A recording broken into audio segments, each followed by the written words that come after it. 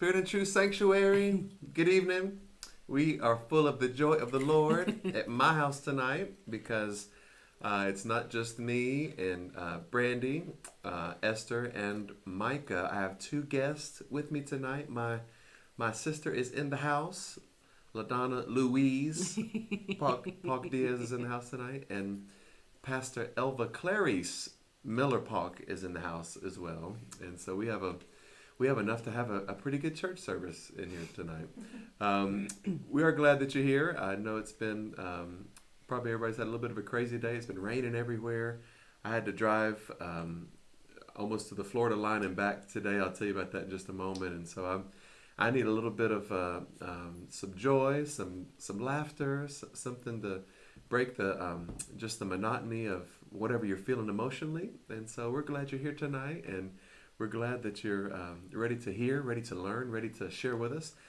Wednesday night is our teaching night. It's also a night of discussion. And so we would encourage you, if you'd like to make a comment or ask a question, post that early, and then we'll try to get to it. Every time somebody posts on a Wednesday night in our discussion, it usually opens up just a wonderful conversation. And so we encourage you to do that. Also, if you'd like to follow along with us tonight, you can go ahead and download the notes in your event description, and you'll be able to follow along with us as we talk. Tonight's teaching is from one of the founders of New Thought, Ancient Wisdom, Eric Butterworth. And it's going to be a powerful teaching entitled Living Life from Within Out, or From Within and Without. And so I want to do our prayer of surrender together today, and I think Brandy's going to pull that up. If you'd like to read out loud with us, even if you're by yourself, come on and let's read that prayer of surrender together. Spirit of truth, carry me where you will. Bring to me what you will. Take from me what you will. Awaken in me what you will. The Christ man is around me. The Christ mind is in me. The Christ power flows through me, and the Christ mystery exists as me. I believe it, I receive it, and now I receive it. I am surrendered. Amen. And so it is. Woo! All right, if you felt a little joy coming through right there, we had a little bit of family laughter during that prayer of surrender, just because you'll understand it when I explain it to you in a minute. But I don't have notes with the prayer of surrender. I know it by heart, but I wasn't sure, and I panicked, and the kids panicked, and so Brandy was doing all kinds of motions. The Christ man is in me. The Christ mind is through me, and so we were trying not to laugh. Of course, it's not something to laugh at. We take it very seriously.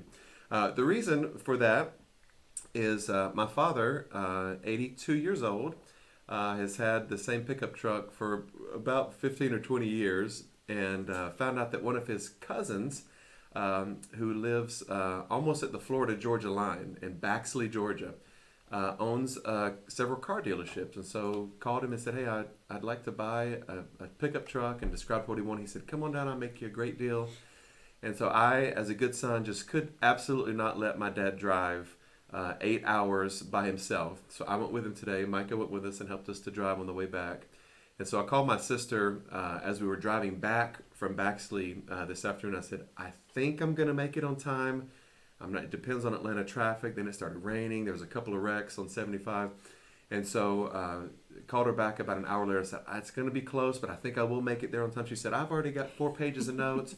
I'm not wasting it. I'm doing the teacher. So I said, well, bring yourself on over to my house and let God be God and every man a liar. So I'm going to be here tonight. I'm going to help lead the discussion at the end, but LaDonna's going to give us the teaching tonight. And so wherever you are, put those hands together and welcome Pastor LaDonna tonight. Woo-hoo. Hello, Spirit and Truth.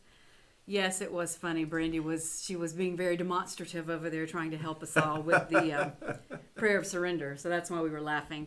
Eric Butterworth is also the gentleman who wrote a book called The Power Within You, which we have done previously as one of our Wednesday night series.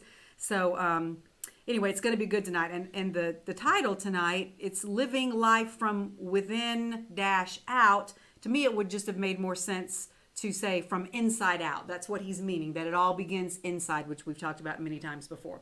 So let's get started. The first paragraph in your notes, it says, "It has been said that the starting point in spiritual realization is a right understanding of the one designated as the Almighty. But in a world of such broad diversity, how can we understand unity? How can we discover the one without lapsing into a duality that implies two?" Okay, so let's stop right here. There's a whole lot in this short paragraph. Let's start with the first sentence. "It has been said that the starting point in spiritual realization is a right understanding of the one designated as the Almighty." Okay, so that makes sense. The very beginning or starting point of understanding anything spiritual in nature is having an accurate or right understanding of the origin of our spirituality, which in human culture we call the Almighty, also known as God, that entity, whatever it is that created us and gave us life or spirit. In spiritual terms, the words breath, life, and spirit are all pretty much synonymous with each other. When God breathed his breath into Adam, that, according to the biblical account in Genesis, that's the moment that Adam's flesh took on life. Okay, in that moment, his eternal spirit or soul came into his physical body. Wow. So the Bible also refers to the breath of the Spirit many, many times. So that's the beginning of our journey to spiritual realization, is establishing how we view God. Or, as he calls it here, the Almighty, the one who gave us life and where our spirit came from. That's our starting point. So then the next sentence asks a question. "But in a world of such broad diversity, how can we understand unity?" The next sentence, another question. "How can we discover the one without lapsing into a duality that implies two?" So for those of you who attend the connection service on Sunday morning, on Tuesday morning, or if you follow me there, you know that this is a subject I talk quite a bit about, that the earth is a place of duality. In the eternal realm of spirit, where we existed before we were born into this physical body and where we will return after this physical body dies, is a place of oneness. Okay, that's where God is. There's no duality there. There's no conflict. But the whole reason we come to earth is to have a physical experience down here in this realm of duality so we can learn and grow. The earth is a school for our eternal soul. So that's one of the concepts, the first concepts that we have to grasp, that we're not a human being having a spiritual experience. We are a spiritual being who came down to have a physical, earthly, human experience. That's the part that's temporary. Our soul is the part that is, our spirit is the part that is eternal. And there are certain lessons we can learn only in an environment of duality, where everything we know has an opposite and where there is always the possibility for conflict, where we have the opportunity to choose between this or that. I've talked before about our minds being dualistic. In our minds, we are always judging and choosing, but our hearts have only one job, and that's to love. That's why I believe following the guidance of our heart is a better idea than following the guidance of our mind, because it's a truer form of guidance, in my opinion. But the mind serves a purpose, and that purpose is to teach us lessons by providing us with the concept of duality and the ability to choose and make choices. So in my teaching yesterday, I used the analogy of a match, the kind of match that you strike and light. And I got it from a story I was telling about a woman who had been through a horrific experience, but who had come out on the other side of that experience very grateful for having gone through it, because it presented her with the ultimate choice that we all must make at some point in our lives. In fact, we make this choice hundreds of times every day in little ways, by how we respond to situations, and then all those little decisions and which way do we decide to go create the bigger choice in our life. And that ultimate choice is between, are we going to make our decisions largely out of fear, or are we going to make them out of love? And so that becomes the contributing, how we make these decisions the choices that we make is the big contributing factor to how we end up living our lives. So when we think of Earth as a school where we learn lessons by constantly being presented with these dualistic situations where we must make this choice, we understand that conflict is just going to be a part of it. And the analogy of the match that the woman used is a pretty good one, and it goes like this. She said, a match holds the potential for fire, but until it strikes against something, there is no flame. By coming up against obstacles, our heart becomes a flame, and that's what produces the light and the warmth that comes from us that we can give to others. So these lessons that our soul comes to earth to learn have to have obstacles to encounter in order for us to have something, an object to strike against, so that it can flame up or spark up that flame that's in us. So think about it. All of the characteristics or qualities that we consider to be noble or even holy, like compassion, for instance. In order for us to feel the emotion of compassion, there has to be a person or an animal or a situation for us to feel compassion for. There would be no such thing as compassion if there weren't another object outside of us to feel it for. Same thing about being kind. Kindness. If there's no one there to be kind to, it's impossible to exhibit that quality. So that is part of our experience on earth, is seeing ourselves as separate in one sense so that we can have these experiences and feel these emotions and make these choices. It's just like in basic grammar class in English. You have to have a subject and an object. Okay, it's not complete unless you have both. So the question that's being asked, how can we understand or discover the one, okay, this thing that we're thinking of as the Almighty, the Creator, how can we understand the one without lapsing into duality, because that's necessary for us to feel these feelings, is answered by the rest of this teaching.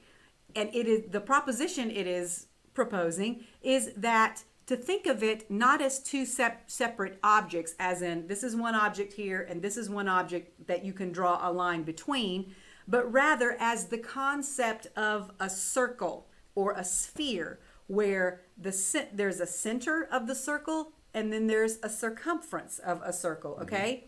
And those technically are two different things, but at the same time, the circle is still just one thing.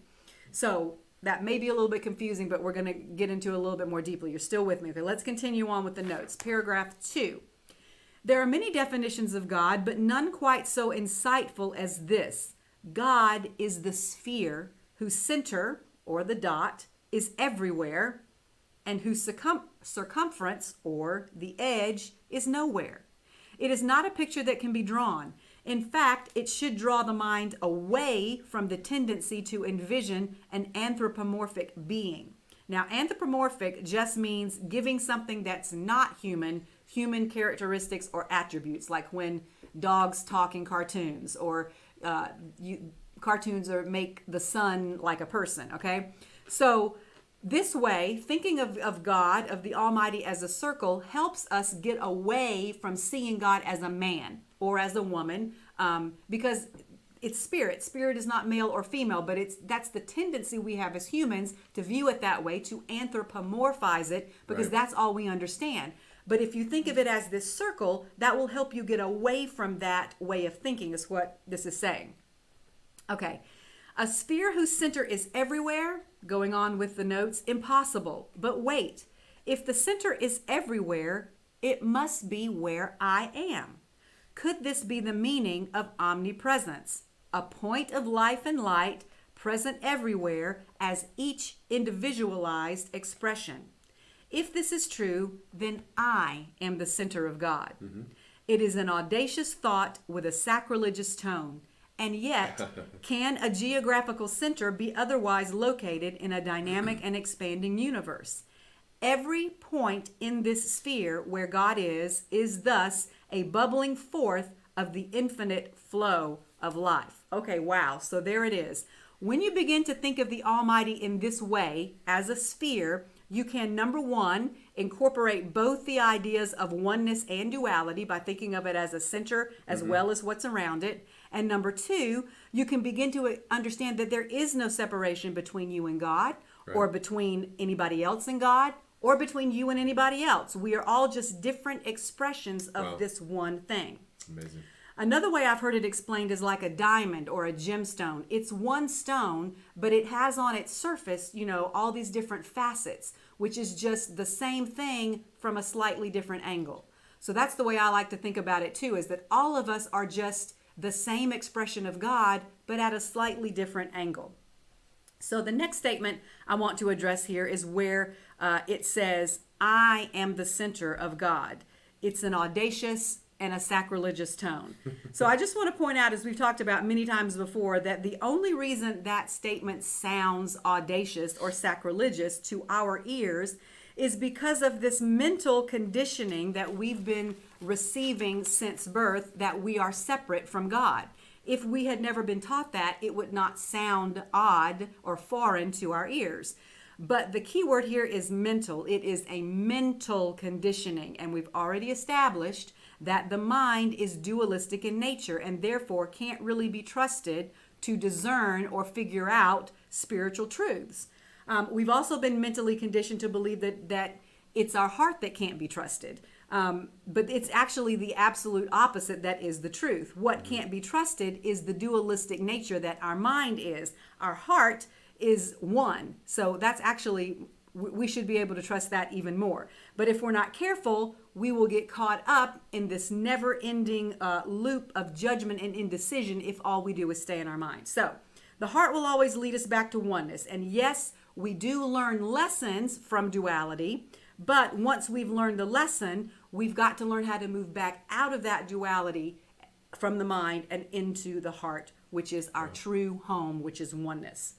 Okay, so I have a couple of scriptures for you in support in case anyone needs to be reminded one more time that it is not audacious or a sacrilegious thought to believe that you and God are one, and it does not offend Jesus.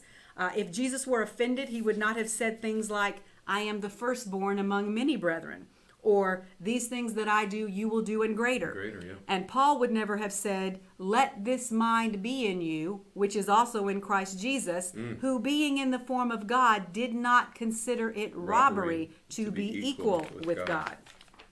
Okay, so moving back to the notes now, paragraph 5, the great truth taught by the mystics of all ages is, life is lived from within out, or from the inside out.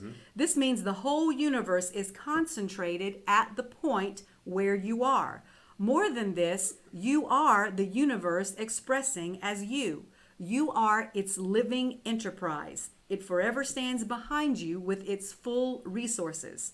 However, the fullness of this universal support comes through you and not just to you. I love that. The most profound knowledge that you can attain is that your whole existence flows forth inexorably from a universal process, which is always from within out. Okay, so this is the concept of, I said, I used an illustration a couple of Tuesday mornings ago about sometimes people think of growth as vertical, of like climbing up a ladder, like I'm at this spiritual level, and then in order to get to the next spiritual level, I have to climb up, and it's always an up or down thing.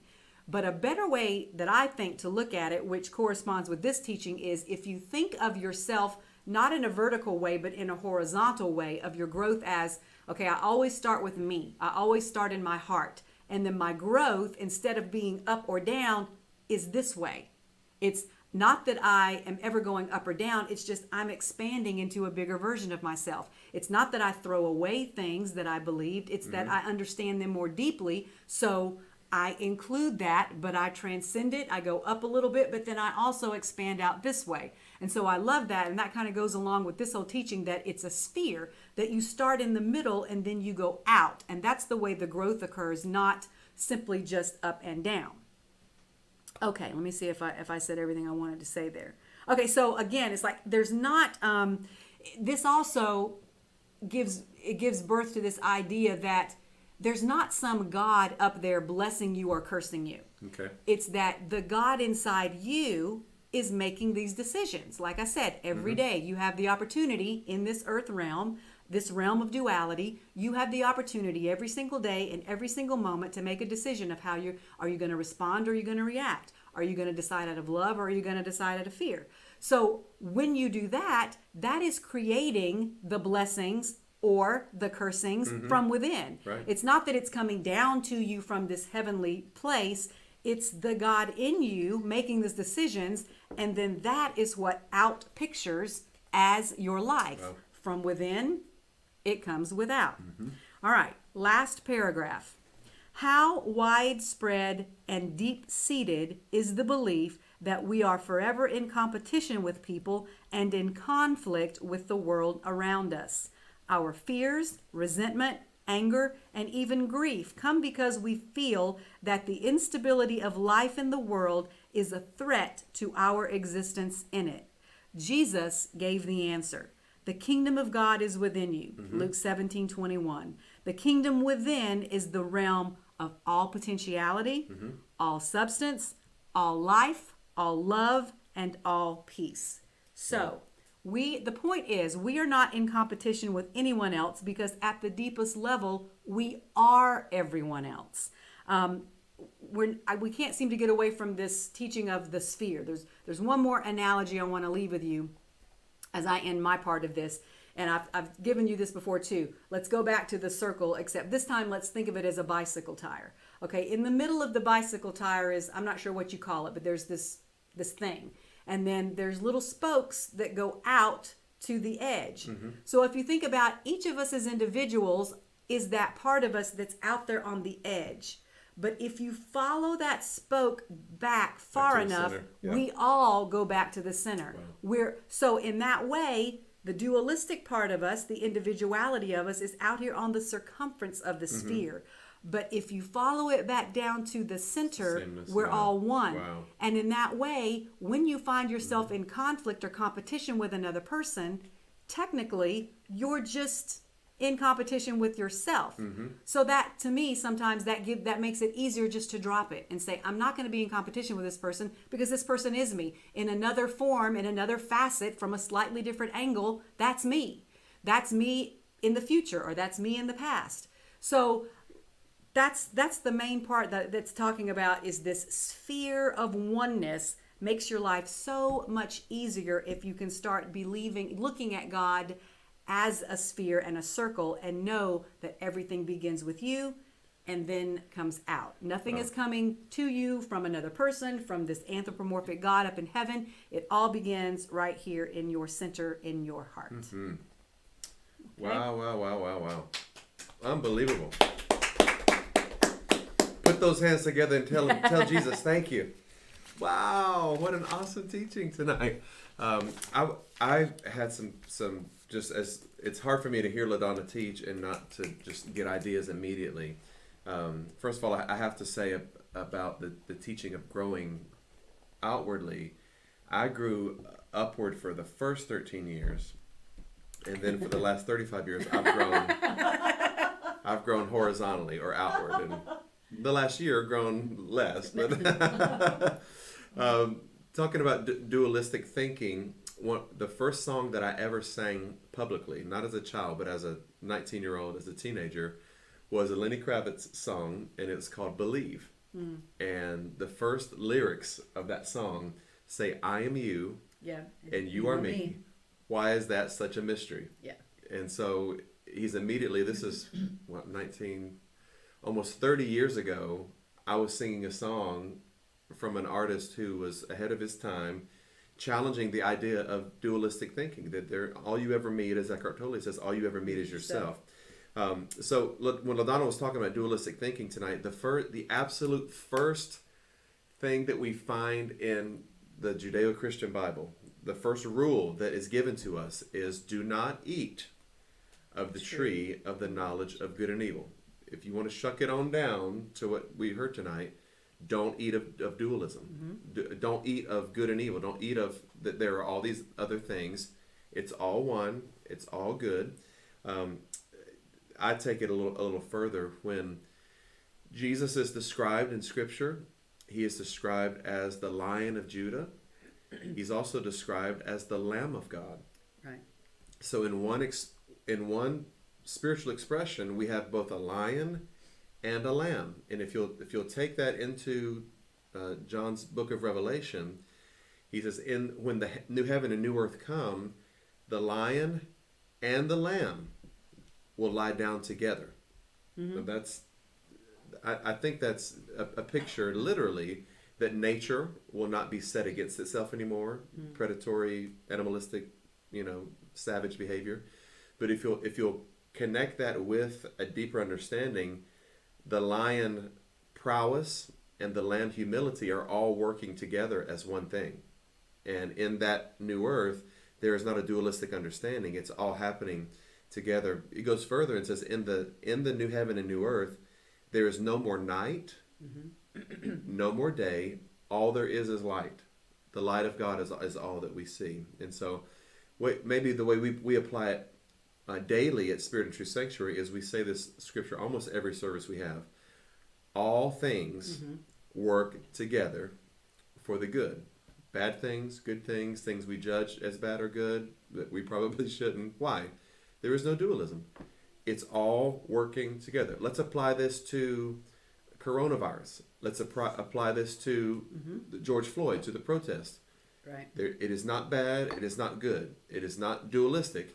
It is all working together in a synthesis of harmony that is bringing us into a higher awakening to ourselves and to our soul, and to the true understanding that we are not separate from God. We are not separate from each other.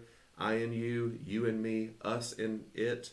It's all one mind, one source in this universe. That's a lot to take in. My goodness. Yeah. Is there anybody have anything they want to share tonight? I'll send it to you. Yeah. Okay. So let me see. I think we have some comments tonight. Go to the bottom. To the bottom, very bottom. Okay, sorry. Yeah, Miss Penny says that means we have everything inside of us that we need. Absolutely. Wow. Look at that revelation, Miss Penny. We have so we're not, as LaDonna said, God is not blessing or cursing. Pastor Lana reminds us of this all the time. Everything we need, God has given us everything according to life and salvation. It's all here. He said to Moses said, God, where is your word? How will I find your word? And God said, my word is in you. It's already in your mouth. Moses, look within.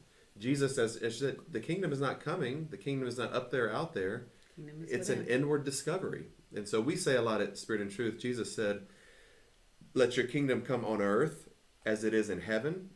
We like to say on earth as it is in heaven. Or we've been saying more recently, in manifestation as it is in imagination. Ooh, I love that.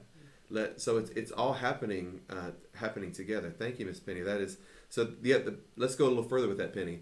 That means if we have everything that we need, we're not waiting on seasons of favor. Right. We're not waiting on God's mood to change.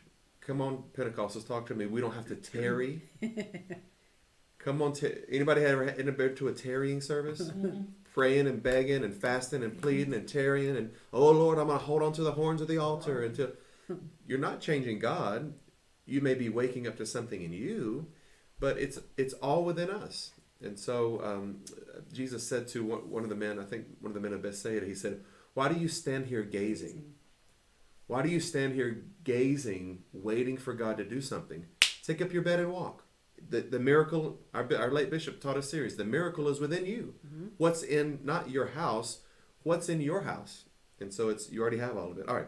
The next comment we had, I love how Doug put this, said, we are the gates. Both the gatekeepers and the gate that flows in and flows out of us. And so we say it all the time at Spirit and Truth Sanctuary, that life is not happening to us, okay, as a victim mentality. Nothing's happening to us. A little bit better, life is not happening around us. We're not a spectator to life, but when we start taking ownership of our power, life is happening through us.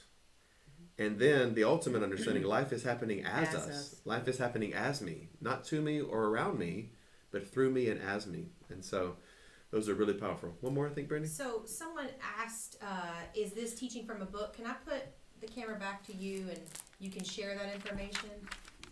It's 30 Days to Fearless Living. It's just a booklet, like a daily journal.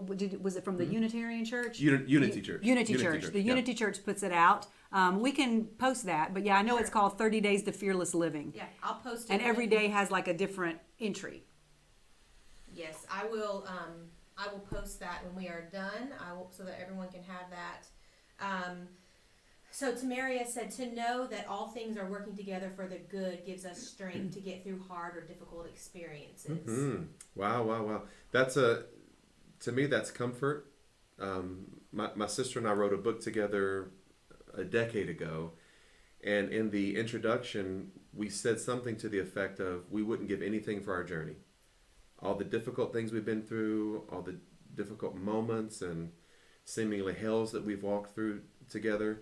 If that shaking produced an awakening, then really was it hell? No. Yeah. What was it bad? It was the universe basically saying yes. We cry out, we want revelation, we want an awakening. Lord, give me something fresh. And so, okay, I will, but you've gotten too concrete in your thinking. I've got to shake some things up for you to understand, at a deeper level. And so, what we maybe have labeled as bad really is just the universe sending what we've asked for. And we say it this way a lot of Spirit and Truth, that the universe will send to us whatever is necessary for the evolution of our consciousness. Mm-hmm. Now think about the power of that.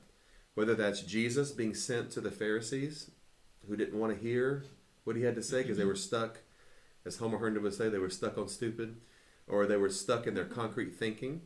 And so they're praying, the Pharisees are praying, Lord, send revival, send your Spirit. Jesus shows up and challenges everything but they believe, and they don't realize this was it. You prayed for it, it's here. How many times have I spoken at conferences? We've done conferences, a new dimension, a new season. We're going to a new level. Not churches. We're going to another level, Pastor LaDonna. God going to do something fresh in here. And really what we're asking for is just do the same thing over and over again. Just, Lord, bless me with your presence. Let's fall out and lay on the floor. But when you say to the universe, I want a new level, that means Get ready. I'm going to get ready. Here it comes. You invited it. You're going to go. So is it bad? Is it good? Bishop Pearson says to me all the time, the truth that sets you free or makes you free will usually piss you off first. And so I know in my life when I've heard truth at first or something unfolding inside of me, I've thought, that's not right. It's not true. I know better than that. And then, 6 days later I go, that is true. Because the first thing that kicks in is your mental conditioning. Your conditioning, yeah. You're already pregnant, asking to get pregnant. Your cup is already full, asking for more to be poured in. And so there's an emptying process in order to get through that. I think we have something else. So, Dr. Sharonda Buchanan. Dr. Sharonda, what you mean? Really helpful teaching during this moment in history. So just wanted to share that. And then Esther, folks, we just need to reach deep within ourselves and we will awaken to what we need for the journey that we are on. Mm-hmm. Wow.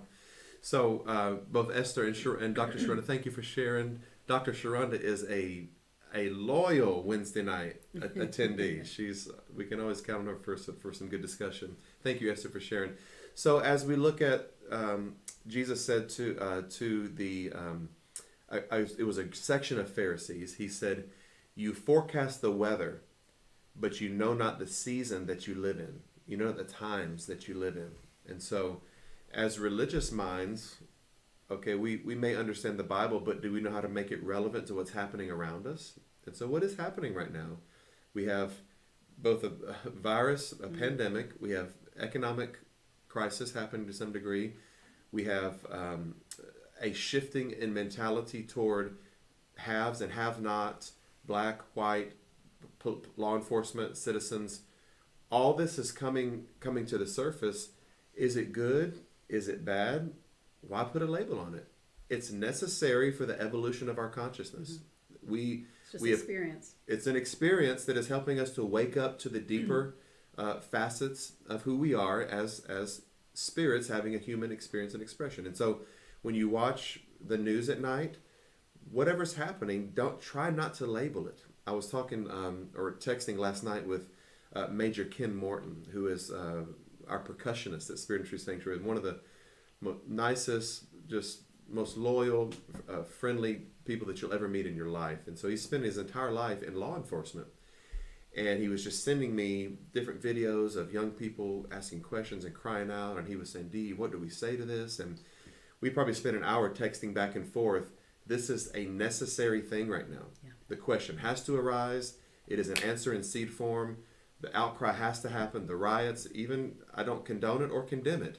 There's some necessary things, some birth pains or pangs, if you will, in Old English, that are forcing this baby out right now. And what is the newness?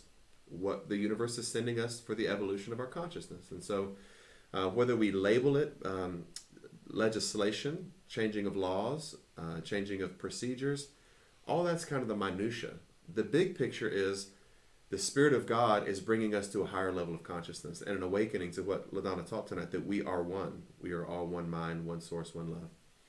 So Dr. Surrender wanted you to know that she just figured out how to comment, but she gets on every week and has been tuning in. So you're just hearing from her, but so I think somebody clapped for her.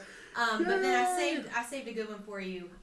So Reverend David Michael said, we were taught to find God or Goddess or draw closer to it, but God is not lost. God, Goddess is the wisdom of our mind, the life of our body, the substance of our affairs. Wow. There are no God-empty spots in our lives. We are the presence of the All-Spark. Look at you, it Transformers. It is never absent. Where God, Goddess is, we are. You have to love David Michael that he can relate divine creativity to Marvel Comics. How could you love someone more that can call it the all spark, which is from Transformers? I love Transformers. Thank you, David Michael. You know, that brought up something in me. LaDonna and I've talked about this our whole lives. Where is God? When is God? How is God? Is God in a worship song? Yeah. Is God? We used to say, well, you have to enter in through the outer court. Mm-hmm. You know, that's the praise and worship. We've taught this all our whole lives. Then when you get into the inner court, that's more of a worship, not petitioning or asking, but saying, Lord, I just recognize your presence. And then in the Holy of Holies is where you don't say a word, you just be still and know that I'm God kind of thing. But the truth is, God is not sectioned into the foyer, the narthex, the back row, the altar space, the bronze laver, you know, all this stuff that the temple of Moses. Put all that on it. That's the tabernacle of Moses, you know. God is, watch this, God is in prophecy. God is in the laying on of hands. God is in the laughter that we shared as we were trying to remember the prayer of surrender tonight. So when we come to church, one of my favorite gospel songs right now, I actually work out to it, is Tasha Combs. What's the name of the song, Brandy? Here as in heaven. Woo, Here as in heaven. If anybody has heard Tasha Combs sing Here as in heaven, Tasha what? Cobbs. Tasha Cobbs. I am talking about Take Me to Church. But she continually is crying out in that song saying, we're waiting on you. Holy Spirit, we came here for you. We're waiting. And I want to say back to her, you're not waiting on anything. You're waiting on emotion. You're waiting on finally people to be open enough to experience the Spirit that's not coming, the Spirit that's always been here. And so one of the unity and New Thought teachings is this, that God is evenly present throughout the universe. Mm-hmm. That means in the omnipresence of God, God isn't more present at Spirit and Truth when we sing Total Praise and less present in my dining room as we laugh over something else. Is Eric Butterworth related to Mrs. Butterworth? I asked LaDonna tonight, I said, is Eric Butterworth related to Miss Butterworth? Because that's a really talented family. I mean, that's some serious stank on it right there. But that's the presence of God too. Yes. It's not it's not absent from the laughter, but present in the serious, what I call stank prophet face. God is evenly present throughout the universe. Right. It's all good. It's all God. And when we wake up to that, we don't make God different. We just open more portals in ourselves to experience more of God in different ways. Ooh, that's good. Did you read what Doug said about We Are the Gates? We Are the Gates, I did. I sure did. Okay, I'm sorry. I just want to make sure I didn't miss that. I sure did. I think that's it. Ooh, that was some good stuff tonight. Man, everybody that comes is so powerful. Miss Penny, Let me see who else. Doug, amazing. We are the gates. Ooh, it flows in. Jesus even said this, speaking of we are the gates. He said, when you are in me, okay, when I and you and me, he said, you will come in and go out and find pasture. Think about that, Doug, about we are the gates. Jesus said you'll come into different understandings, then you'll go out from me and still find pasture. And so I kind of say it this way. I find pasture in the Bible. I find pasture in the Bhagavad Gita. I find pasture in New Thought teaching. I find pasture in the Quran. I find pasture in the Dead Sea Scrolls. Truth is not limited to any. It's the gate. We're the gate. We choose where we find pasture to eat. And so I love it. I love the idea that when we see God in all things, we're never absent from God. It's evenly present at all times. All right, we're gonna give some shouts out to everybody. Brandy sent me something earlier, and I have to say this about Brandy. When we are sitting behind this camera, LaDonna and I are sitting here sharing. Brandy has 2 laptops going, an iPad going, an earphone in her ears. I don't know if any of you remember the movie Fame. Remember the movie Fame? I'm gonna live forever. I'm gonna learn how to fly. Yes, that's the joy of the Lord right there, friends. But there was the guy who played the keyboards. Yeah. He was like flying a plane, just like keyboards. That's what Brandy looks like. Fame when we're in here. She just got stuff everywhere going. But we're thankful that the technology works. I think we've got 40 people on Facebook tonight, over 20 on live stream. And then we're trying out our new YouTube channel. We have 4 people, and it seems to be working tonight. So thank you for everybody. Shouts out to Johnny and Dina. Johnny. Donnie and Gina. I get a little dyslexia on it sometimes. Johnny and Dina. Donnie and Gina. Hey, it still works. Johnny and Dina. True. Miss Roberta, Cindy, Randy, and Bob, are y'all watching? They're on vacation in Florida, still watching tonight. Dr. Ray Madison, we love you. Tamara, Courtney, Caroline, I want to send a special love to Caroline. She had to put her little dog down yesterday, who was with her for 15 or so years, little Mr. Rummel. We believe it's Spirit and Truth that all dogs go to heaven. So Rummel's with Jesus tonight. Pastor Cassius, Dr. Elijah, my friend, Esther, Homer, Denisha, Justina, Lenora, Sheila, Teresa, Glenna, Ben and Vicky, Miss Callie, Regina, Dana and Hannah, Doreen, Reverend David Michael, Laverne, Penny, Susan, Pastor Curtis Howell, my goodness, Maud Robinson, Eric, Fred and Mary, and Eric Harris is on. Thank you, Eric. He's my jazz friend. He sends me some good jazz stuff occasionally. Miss Myrna, Rosaline, Benny, Marla, and Caleb, Kathy, Olivia, Huguette, Crystal, Sherby, Ivy, and Margie, Monique, Elaine, and I think there were some at the end. Doug, Jeannie, James. Are you kidding me? James Card is on tonight. He commented. I just didn't get to it yet. And Brady just said James commented. We just kind of we ran out of time. Thank you, James, for being a part. James Card is a lifelong friend of mine. Love you, buddy. Thanks for joining us tonight. Miss Emma. And then last but not least, Dr. Sharonda Buchanan, who figured out how to comment. Bring it on. Bring the noise. We love it when you comment, Dr. Sharonda. We love you guys. Everybody, if you will, let's all come get in the camera. Let's all say goodbye to everybody. Esther's looking at me like, ooh, I didn't do my hair yet. So, y'all look good. Mom said, I don't want to be seen. I didn't do my hair either. I'm coming. Just leaning on the edge, Mama. You don't have to let us see all of your hair. Just let us see your head. There you go. So good night, everybody. We love you. God bless you. Go in peace. May God bless you. We look forward to seeing you Sunday morning. Love you. Spirit and Truth Sanctuary.